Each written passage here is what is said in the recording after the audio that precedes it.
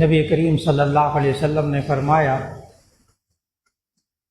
کہ اللہ تعالیٰ یہ فرماتا ہے کہ بندہ میری طرف ایک قدم چل کر آتا ہے، میں اس کی طرف 2 قدم چل کے آتا ہوں۔ بندہ میری طرف چل کے آتا ہے، اللہ کہتا ہے میں اس کی طرف دوڑ کے آتا ہوں۔ اب اس حدیث قدسی کی تشریح کرتے ہوئے محدث نے سمجھایا کہ اس حدیث کا مطلب کیا ہے۔ اللہ کی طرف ایک قدم جانا، محدثین نے فرمایا کہ یہ انسان جب ایک قدم اللہ کے احکام پر عمل کرنے کے لیے آگے بڑھاتا ہے، اللہ اس کو 2 قدم چلا دیتا ہے۔